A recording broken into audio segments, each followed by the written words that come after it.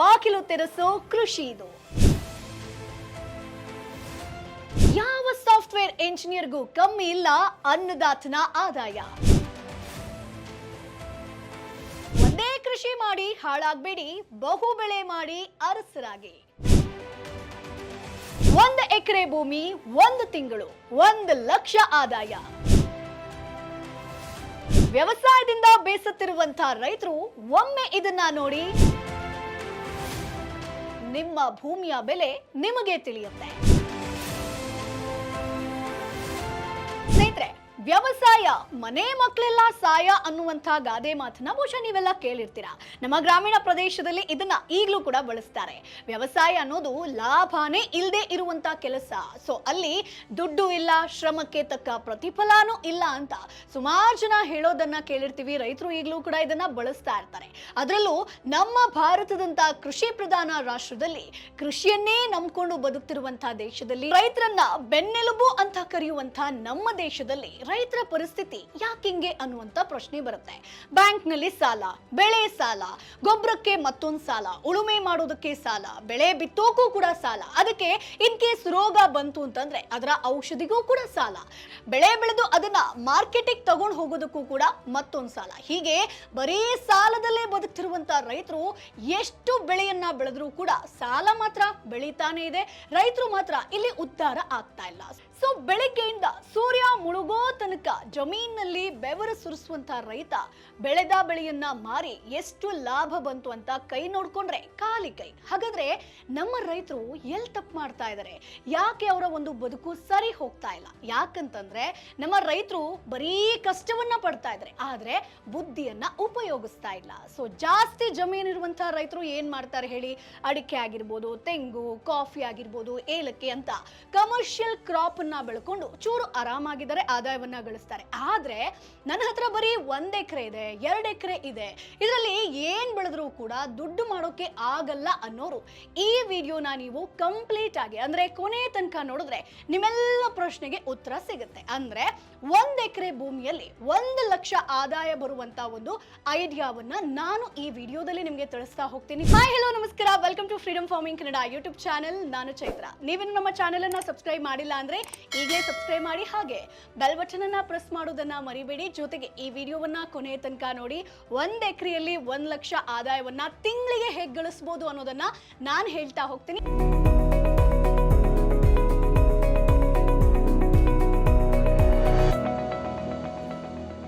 ಎಕರೆಯಲ್ಲಿ ಎಲ್ಲಾದ್ರೂ 1 ಲಕ್ಷ ಆದಾಯ ಬರುತ್ತಾ? ಅದರಲ್ಲೂ ಕೂಡ ತಿಂಗಳಿಗೆ 1 ಲಕ್ಷ.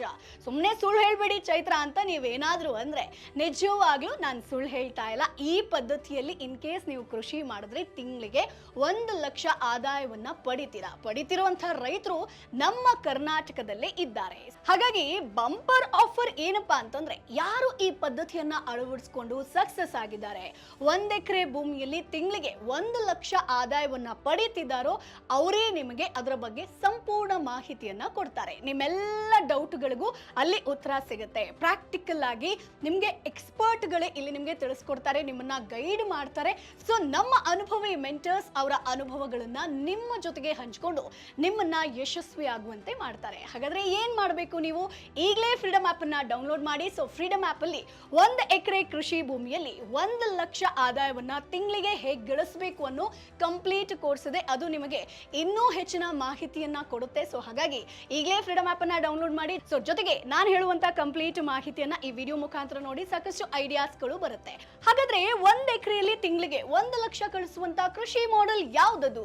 ನಾನು ಅದನ್ನ ನಿಮ್ಗೆ ಪ್ರಾಕ್ಟಿಕಲ್ ಆಗಿ ಇವತ್ತು ಎಕ್ಸ್ಪ್ಲೈನ್ ಮಾಡ್ತಾ ಹೋಗ್ತೀನಿ. ಮೊದಲನೇದಾಗಿ ಭೂಮಿಯಿಂದ ಬರುವಂತ ಆದಾಯದ ಬಗ್ಗೆ ನಾವಿಲ್ಲಿ ನೋಡ್ಕೊಳ್ಬೇಕಾಗತ್ತೆ. ಸೊ ನಿಮ್ಮ ಹತ್ರ 1 ಎಕರೆ ಕೃಷಿ ಭೂಮಿ ಇದೆ, ಅದರಲ್ಲಿ ಎಷ್ಟೇ ಕಷ್ಟಪಟ್ಟು ದುಡಿದ್ರೂ ಕೂಡ ಆದಾಯ ಮಾತ್ರ ಬರ್ತಾ ಇಲ್ಲ. ಹಾಗಾದ್ರೆ ಈ ಒಂದು ಮೆಥಡ್ ಅನ್ನ ಈಗಲೇ ಫಾಲೋ ಮಾಡಿ.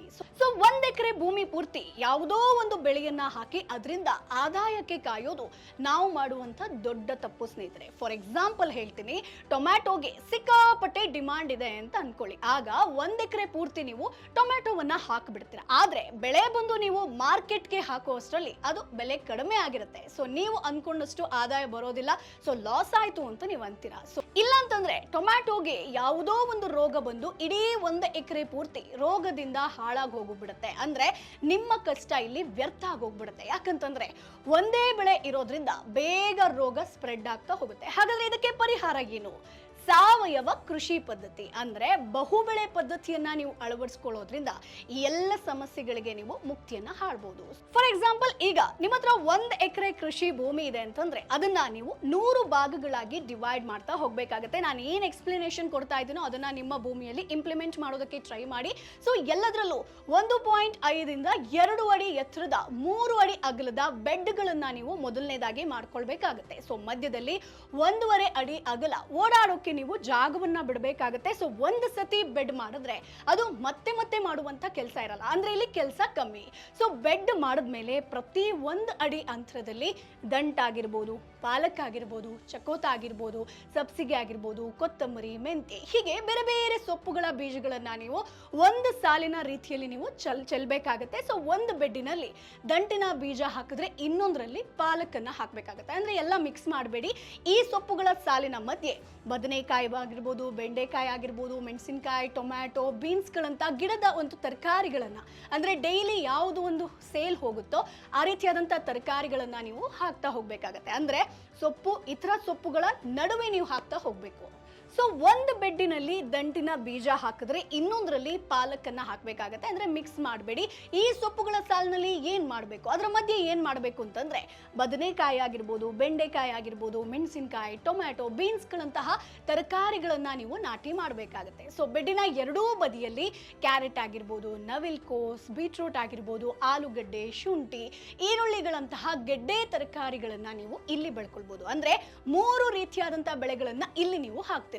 ಸೊ ಬೆಡ್ಡಿನ ಪ್ರತಿ 25 ಅಡಿ ಅಂತರದಲ್ಲಿ ಪಡವಲಕಾಯಿ ಆಗಿರ್ಬೋದು, ಹೀರೆಕಾಯಿ ಆಗಿರ್ಬೋದು, ತೊಂಡೆಕಾಯಿ, ಸೋರೆಕಾಯಿಗಳಂತಹ ಬಳ್ಳಿ ತರಕಾರಿಗಳನ್ನ ನೀವು ಬೆಳಿಬೇಕಾಗತ್ತೆ. ಅಂದ್ರೆ ಇದು ಕಂಪ್ಲೀಟ್ ಆಗಿ ಸ್ಪ್ರೆಡ್ ಆಗೋದ್ರಿಂದ ಸ್ವಲ್ಪ ಡಿಸ್ಟೆನ್ಸ್ ಜಾಸ್ತಿ ಇರಬೇಕಾಗುತ್ತೆ. ಸೊ ಈಗ ನಿಮ್ಮ ಒಂದು ಬೆಡ್ ನಲ್ಲಿ ಸೊಪ್ಪು, ಗಿಡದ ತರಕಾರಿ, ಗೆಡ್ಡೆ ತರಕಾರಿ ಆಗಿರ್ಬೋದು, ಬಳ್ಳಿ, ಹಾಗೆ 4 ತರಹದ ಬೆಳೆಗಳನ್ನ ಇಲ್ಲಿ ನೀವು ಬೆಳ್ಕೊಳ್ಬಹುದು. ಅಂಡ್ ಇನ್ನೊಂದು ನೀವ್ ಏನ್ ಗಮನದಲ್ಲಿ ಇಟ್ಕೊಳ್ಬೇಕು ಅಂತಂದ್ರೆ ಎಲ್ಲಾ ಬೆಡ್ಗೂ ಒಂದೇ ಸತಿ ನೀವು ಹಾಕಬಾರ್ದು. ಸೊ 3 ಭಾಗಗಳಾಗಿ ನೀವು ಡಿವೈಡ್ ಮಾಡ್ಕೊಳ್ಬೇಕಾಗತ್ತೆ. ಹೇಗಪ್ಪ ಅಂತಂದ್ರೆ ಮೊದಲ ಭಾಗಕ್ಕೆ ಬಿತ್ತನೆ ಮಾಡಿದಂತ 15 ದಿನಕ್ಕೆ 2ನೇ ಭಾಗದಲ್ಲಿ ನೀವು ಬಿತ್ತನೆ ಮಾಡಬೇಕಾಗತ್ತೆ. ಸೊ 2ನೇ ಭಾಗದ ಬಿತ್ತನೆ ಮಾಡಿದ ನಂತರ 15ನೇ ದಿನಕ್ಕೆ 3ನೇ ಭಾಗದ ಬಿತ್ತನೆ ಮಾಡಬೇಕು. ಅಂದ್ರೆ ನೀವು ಕಂಪ್ಲೀಟ್ ಆಗಿ ಡಿವೈಡ್ ಮಾಡ್ಕೊಳ್ತಾ ಬರ್ಬೇಕಾಗತ್ತೆ. ಇದರಿಂದ ನಿಮ್ಮ ಮೊದಲ ಭಾಗದ ಬೆಳೆ ಕಟಾವು ಮಾಡಿ ಮುಗಿಯೋ ವೇಳೆಗೆ 2ನೇ ಭಾಗದ ಬೆಳೆ ಕಟಾವಿಗೆ ಬಂದಿರುತ್ತೆ.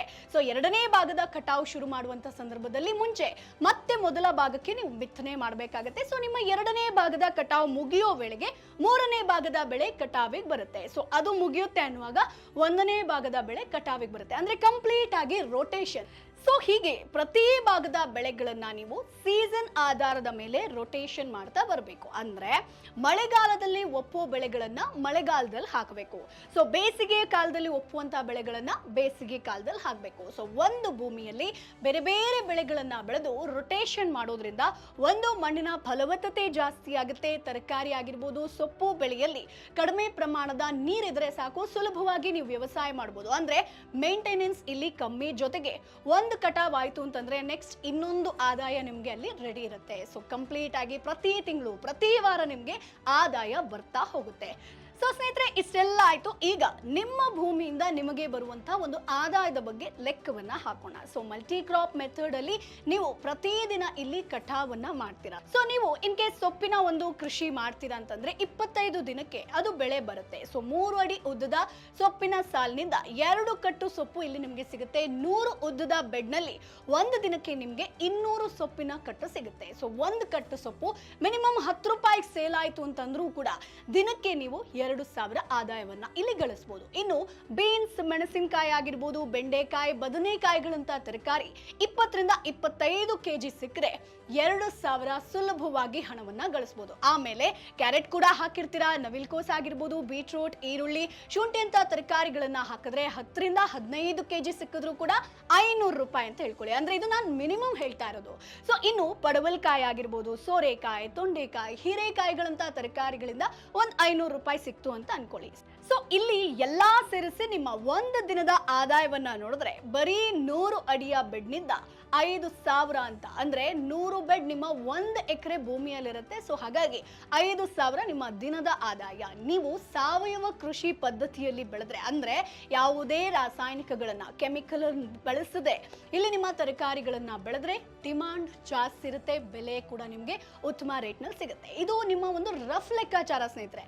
ನಿಮ್ಮ ಭೂಮಿಯಲ್ಲಿ ನೀವು ಬೆಳೆಯುವಂತಹ ಬೆಳೆ, ಅದರಿಂದ ಬರುವಂತ ಇಳುವರಿ ಮೇಲೆ ನಿಮ್ಮ ಆದಾಯ ಡಿಪೆಂಡ್ ಆಗಿರುತ್ತೆ. ಸೊ ಇದರ ಜೊತೆಗೆ ಬದುವಿನಲ್ಲಿ ಹಣ್ಣಿನ ಒಂದು ಮರಗಳಾಗಿರ್ಬೋದು, ನುಗ್ಗೆ ಮರಗಳನ್ನ ಬೆಳೆಯೋದ್ರಿಂದ ನಿಮಗೆ ಇನ್ನೊಂದು ಪರ್ಯಾಯವಾಗಿ ಆದಾಯ ಬರುತ್ತೆ. ಸೊ ನಾನು ಪ್ರತಿ ಬಾರಿ ಹೇಳ್ತೀನಿ, ಕಂಪ್ಲೀಟ್ ಬದು ವೇಸ್ಟ್ ಅಂತ ಅನ್ಕೊಳ್ಬೇಡಿ. ಸೊ ಅಲ್ಲಿ ಅರಣ್ಯ ಕೃಷಿಯನ್ನ ಮಾಡ್ಬೋದು ಅಥವಾ ನುಗ್ಗೆ ಸೊಪ್ಪಿನ ಗಿಡಗಳನ್ನ ಹಾಕ್ಬೋದು. ಯಾಕಂತಂದ್ರೆ ಮೊರಿಂಗಾ ಪೌಡರ್ಗೆ ಯಾವ ರೀತಿಯಾಗಿ ಡಿಮಾಂಡ್ ಇದೆ ಅನ್ನುವಂಥದ್ದು ನಾವು ಯೂಟ್ಯೂಬ್ ನಲ್ಲಿ ಆಗಿರ್ಬೋದು ಅಥವಾ ಕೋರ್ಸ್ ನಲ್ಲಿ ಪ್ರತಿ ಬಾರಿ ಹೇಳ್ತಾ ಇರ್ತೀವಿ. ಮೆಡಿಸಿನಲ್ ಫೀಲ್ಡ್ಗೆ ಮೊರಿಂಗಾ ಅಂದ್ರೆ ನುಗ್ಗೆ ಸೊಪ್ಪಿನ ಒಂದು ಹುಡಿ ಹೆಚ್ಚು ಡಿಮಾಂಡ್ ಇರುವಂಥದ್ದು.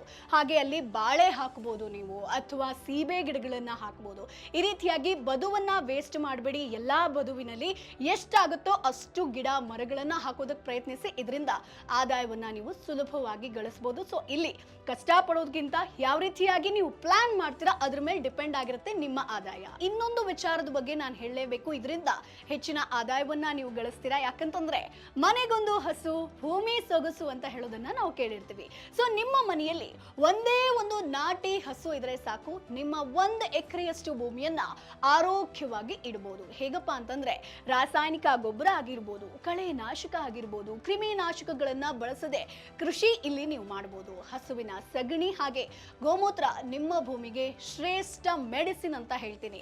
ಅಂದ್ರೆ ಬೀಜಾಮೃತ ಆಗಿರ್ಬೋದು, ಜೀವಾಮೃತ ಒಳ್ಳೆಯ ಇಳುವರಿ ಕೊಡೋದ್ರ ಜೊತೆಗೆ ರೋಗದಿಂದ ನಿಮ್ಮ ಬೆಳೆಗಳನ್ನ ಕಾಪಾಡುತ್ತೆ. ಸೊ ನೀವು ಎಷ್ಟು ಒಳ್ಳೆ ಗೊಬ್ಬರವನ್ನ ಹಾಕ್ತಿರೋ ಅಷ್ಟು ರೋಗಗಳು ದೂರ ಇರುತ್ತೆ. ಸೊ ದೇಸಿ ಹಸುವಿನ ಹಾಲನ್ನ ನೀವು ಮನೆಗೆ ಬಳಸೋದ್ರಿಂದ ಹಾಲು, ತುಪ್ಪ, ಬೆಣ್ಣೆ, ಮೊಸರು, ಮಜ್ಜಿಗೆ ಜೊತೆ ನಿಮ್ಮ ಆರೋಗ್ಯನೂ ಕೂಡ ನಿಮಗೆ ಒಳ್ಳೆಯ ರೀತಿಯಲ್ಲಿ ಸಿಗುತ್ತೆ. ಸೊ ಹಾಗಾಗಿ ಪಶು ಸಂಗೋಪನೆಯನ್ನ ಮಾಡಿ ಅಂತ ಹೇಳೋದಕ್ಕೆ ಇಷ್ಟಪಡ್ತೀನಿ. ಸೊ ಇಡೀ 1 ಎಕರೆ ಭೂಮಿಯಲ್ಲಿ ಬರೀ ತರಕಾರಿ, ಸೊಪ್ಪು, ಹಣ್ಣುಗಳನ್ನೇ ನಂಬ್ಕೊಳ್ಳೋ ಬದಲು ಸಣ್ಣ ಪ್ರಮಾಣದ ಪಶು ಸಂಗೋಪನೆಯನ್ನ ಮಾಡಬಹುದು. ಸೊ ಗೊಬ್ಬರ ಆಗಿರ್ಬೋದು, ಕಳೆ ನಿರ್ವಹಣೆ ಜೊತೆಗೆ ನಿಮ್ಮ ಜೇಬಿಗೆ ಸ್ವಲ್ಪ ರೀತಿಯಾದಂತಹ ದುಡ್ಡನ್ನ ಕೂಡ ಇದು ಕೊಡುತ್ತೆ. ಸೊ 10 ರಿಂದ 15 ಕುರಿಗಳನ್ನ ನಿಮ್ಮ ಒಂದು ಜಮೀನಿನಲ್ಲಿ ಸಿಗುವಂತ ಹುಲ್ಲು, ತರಕಾರಿ ವೇಸ್ಟ್ ಗಳಿಂದ ಜೊತೆಯಲ್ಲಿ ಕಡಿಮೆ ಪ್ರಮಾಣದ ಒಂದು ಫೀಡ್ ಕೊಟ್ಟು ನೀವಿಲ್ಲಿ ಸಾಕಬಹುದು. ವರ್ಷಕ್ಕೆ 2 ಬ್ಯಾಚ್ ಕುರಿ ಅಥವಾ ಮೇಕೆ ಸಾಕಾಣಿಕೆ ಮಾಡಿದ್ರೆ ಪ್ರತಿ 6 ತಿಂಗಳಿಗೆ ನಿಮ್ಗೆ 80,000ದಿಂದ 1 ಲಕ್ಷ ತನಕ ಖರ್ಚು ಕಳೆದು ಲಾಭ ಸಿಗುತ್ತೆ ಸ್ನೇಹಿತರೆ. ಹಾಗೆ ಕೋಳಿ ಸಾಕಾಣಿಕೆ ಮಾಡಿದ್ರೆ ಮೊಟ್ಟೆ ಮಾಂಸಕ್ಕೂ ಒಳ್ಳೆ ಬೆಲೆ ಇದೆ. ಸೊ ಹಾಗಾಗಿ ಒಳ್ಳೆ ಕೋಳಿಯನ್ನ ಸಾಕಿ ನೀವು ಅದರಿಂದ ಆದಾಯಗೊಳಿಸಬಹುದು. ಜೊತೆಗೆ ನಿಮ್ಮ ಕೋಳಿ ಶೆಡ್ನ ಕೆಳಗೆ ಮೀನಿನ ತೊಟ್ಟಿಯನ್ನ ಮಾಡಿ ಮೀನು ಸಾಕಾಣಿಕೆ ಮಾಡಿದ್ರೆ ಕೋಳಿಯ ಹಿಕ್ಕೆ ಮೀನುಗಳಿಗೆ ಉತ್ತಮ ಆಹಾರ, ಹಾಗಾಗಿ ಬೇಗ ಬೆಳವಣಿಗೆ ಕೂಡ ಆಗುತ್ತೆ. ಸೊ ಒಂದು ಮೂಲದಿಂದ 2 ಆದಾಯವನ್ನ ಪಡಿಬಹುದು. ಸೊ ಇನ್ ಕೇಸ್ ಪಶು ಸಂಗೋಪನೆಯನ್ನ ಮಾಡ್ತೀರಂತಂದ್ರೆ ಒಂದು ನಾಟಿ ಹಸು, ಒಂದಷ್ಟು ಕುರಿ, ಮೇಕೆ ಜೊತೆಗೆ ಕೋಳಿ ಸಾಕಾಣಿಕೆ ಆಗಿರ್ಬೋದು, ಮೀನು ಸಾಕಾಣಿಕೆನ ಆಪ್ಷನ್ ಆಗಿ ಕೂಡ ನೀವು ಇಟ್ಕೊಳ್ಬಹುದು. ಸೊ ನಾನು ಇಷ್ಟೊತ್ತು ಹೇಳಿದಂತಹ ಹೈನುಗಾರಿಕೆ, ಮೀನು ಸಾಕಾಣಿಕೆ, ಕೋಳಿ ಸಾಕಾಣಿಕೆ, ಎಕ್ವಾಕಲ್ಚರ್ ಆಗಿರ್ಬೋದು, ಸಾವಯವ ಕೃಷಿ ಬಗ್ಗೆ ಸಂಪೂರ್ಣವಾದ ಕೋರ್ಸ್ಗಳು ನಮ್ಮ ಫ್ರೀಡಮ್ ಆಪ್ ಅಲ್ಲಿ ಇದೆ. ಸೊ ಅನುಭವಿ ಮೆಂಟರ್ಸ್ ನಿಮ್ಮನ್ನ ಇಲ್ಲಿ ಗೈಡ್ ಮಾಡ್ತಾರೆ. ನೀವು ಕೂಡ ನಿಮ್ಮ ಒಂದು ಕೃಷಿ ಜೀವನದಲ್ಲಿ ಯಶಸ್ವಿ ಆಗ್ಬೋದು. ಅವ್ರು ಯಾವ ರೀತಿಯಾಗಿ ಸಕ್ಸಸ್ ಆದ್ರು ಅನ್ನುವಂತ ಸೀಕ್ರೆಟ್ ಅನ್ನ ನಿಮಗೂ ಕೂಡ ತಿಳಿಸ್ಕೊಡ್ತಾರೆ. ಸೊ ನಾನು ವಿಡಿಯೋದ ಪ್ರಾರಂಭದಲ್ಲೇ ಹೇಳಿದೆ, ಸೊ ನಿಮ್ಮ 1 ಎಕರೆ ಭೂಮಿಯಲ್ಲಿ ತಿಂಗಳಿಗೆ ಸುಲಭವಾಗಿ 1 ಲಕ್ಷ ಸಂಪಾದನೆ ಮಾಡಬಹುದು ಅಂತ. ಸೊ ಅದನ್ನ ಮಾಡುವಂತಹ ವಿಧಾನ ಆಗಿರ್ಬೋದು, ಪ್ರಾಕ್ಟಿಕಲ್ ಲೆಕ್ಕಾಚಾರ, ಪರ್ಯಾಯ ಆದಾಯ ಮೂಲಗಳ ಸಮೇತ ಎಕ್ಸ್ಪ್ಲನೇಷನ್ ಅನ್ನ ನಾನಿವತ್ತು ಎಷ್ಟಾಗುತ್ತೋ ಅಷ್ಟು ಕೊಡೋದಕ್ಕೆ ಟ್ರೈ ಮಾಡಿದ್ದೀನಿ. ಸೊ ಪ್ರತಿದಿನ 5 ರಿಂದ 8 ಸಾವಿರ ತನಕ ಸುಲಭವಾಗಿ ನೀವು ಸಂಪಾದನೆ ಮಾಡಬಹುದಾದ, ಶ್ರಮ ಕಮ್ಮಿ ಆದಾಯ ಜಾಸ್ತಿ. ಸೊ ಇವತ್ತು ಯಾವ ಸಾಫ್ಟ್ವೇರ್ ಇಂಜಿನಿಯರ್ಗೂ ಸಿಗದಷ್ಟು ದುಡ್ಡನ್ನ ನೀವು ನಿಮ್ಮ ಜಮೀನಲ್ಲಿ ದುಡಿಬಹುದು. ಸೊ ನಿಮಗೆ ಇದರ ಬಗ್ಗೆ ಇನ್ನಷ್ಟು ಹೆಚ್ಚಿನ ಮಾಹಿತಿ ಬೇಕು ಅಂತಂದ್ರೆ ಕಮೆಂಟ್ ಬಾಕ್ಸ್ ನಲ್ಲಿ ತಿಳಿಸಿ. ಸೊ ನಿಮಗೆ ಯಾವ ವಿಷಯದ ಬಗ್ಗೆ ತಿಳ್ಕೊಳ್ಬೇಕು ಅನ್ನುವಂತಹ ಕ್ಯೂರಿಯಾಸಿಟಿ ಇರುತ್ತೆ, ಅದರ ಬಗ್ಗೆ ಕಮೆಂಟ್ ಬಾಕ್ಸ್ ನಲ್ಲಿ ತಿಳಿಸಿ. ನಾನು ಡಿಟೇಲ್ ಆಗಿ ವಿಡಿಯೋ ಮಾಡೋದಕ್ಕೆ ಪ್ರಯತ್ನ ಪಡ್ತೀನಿ. ಸೊ ಈ ವಿಡಿಯೋ ಇಷ್ಟ ಆಗಿದ್ರೆ ಲೈಕ್ ಮಾಡಿ, ಜೊತೆಗೆ ಒಂದಷ್ಟು ಜನರಿಗೆ ಶೇರ್ ಮಾಡಿ. ಸಾಕಷ್ಟು ಜನ 1 ಎಕರೆ ಭೂಮಿ ಇದೆ, ಸೊ ಏನ್ ಮಾಡೋದಪ್ಪ ಅಂತ ಖಾಲಿ ಬಿಟ್ಟಿರ್ತಾರೆ. 1 ಎಕರೆ ಭೂಮಿಯಲ್ಲಿ ಮನಸ್ಸು ಮಾಡಿದ್ರೆ ನಾವು ತಿಂಗಳಿಗೆ 1 ಲಕ್ಷ ಆದಾಯವನ್ನ ಆರಾಮ್ಸೆ ಗಳಿಸಬಹುದು. ಸೊ ಹಾಗಾಗಿ ಈ ಒಂದು ವಿಡಿಯೋದಲ್ಲಿ ನಾನು ಏನ್ ಎಕ್ಸ್ಪ್ಲನೇಷನ್ ಕೊಟ್ಟಿದ್ದೀನೋ ಅದನ್ನ ನಿಮ್ಮ ಒಂದು ಜಮೀನಲ್ಲಿ ಇಂಪ್ಲಿಮೆಂಟ್ ಮಾಡೋದಕ್ಕೆ ಟ್ರೈ ಮಾಡಿ. ಇನ್ ಕೇಸ್ ಅದರಲ್ಲೂ ಡೌಟ್ ಬಂತು ಅಂತಂದ್ರೆ ಈಗಲೇ ಫ್ರೀಡಮ್ ಆಪ್ ಅನ್ನ ಡೌನ್ಲೋಡ್ ಮಾಡಿ. ಕೇವಲ 1 ಎಕರೆ ಭೂಮಿ ಭೂಮಿಯಲ್ಲಿ ತಿಂಗಳಿಗೆ 1,00,000 ಆದಾಯವನ್ನ ಹೇಗೆ ಗಳಿಸಬಹುದು ಅನ್ನೋ ಕಂಪ್ಲೀಟ್ ಕೋರ್ಸ್ ಇದೆ. ಯಾರು ಇದರಲ್ಲಿ ಸಕ್ಸಸ್ ಆಗಿದ್ದಾರೋ ಅವರೇ ನಿಮಗೆ ಕಂಪ್ಲೀಟ್ ಮಾಹಿತಿಯನ್ನು ಕೊಡ್ತಾರೆ. ಜೊತೆಗೆ ವಿಡಿಯೋ ಕಾಲ್ ಮುಖಾಂತರ ಕೂಡ ನಿಮ್ಮನ್ನ ಗೈಡ್ ಮಾಡ್ತಾರೆ. ಸೊ ನಿಮ್ಮ ಜಮೀನಲ್ಲಿ ಏನ್ ತಪ್ಪಿದೆ, ಸೊ ಯಾವ ರೀತಿಯಾಗಿ ನೀವು ಡಿವೈಡ್ ಮಾಡ್ಕೊಳ್ಬೇಕು, ಏನೆಲ್ಲ ಬೆಳೆ ಬೆಳಿಬಹುದು, ಇವೆಲ್ಲದ್ರ ಬಗ್ಗೆ ಪ್ರಾಕ್ಟಿಕಲ್ ಗೈಡೆನ್ಸ್ ನಿಮಗೆ ಇಲ್ಲಿ ಸಿಗುತ್ತೆ. ಸೊ ಹಾಗಾಗಿ ಈಗಲೇ ಫ್ರೀಡಮ್ ಆ್ಯಪ್ ಅನ್ನ ಡೌನ್ಲೋಡ್ ಮಾಡಿ. ಮುಂದಿನ ಎಪಿಸೋಡ್ ಅಲ್ಲಿ ಮತ್ತೆ ನಿಮ್ಮನ್ನ ಭೇಟಿ ಆಗ್ತೀನಿ. ಬಾಯ್ ಬಾಯ್.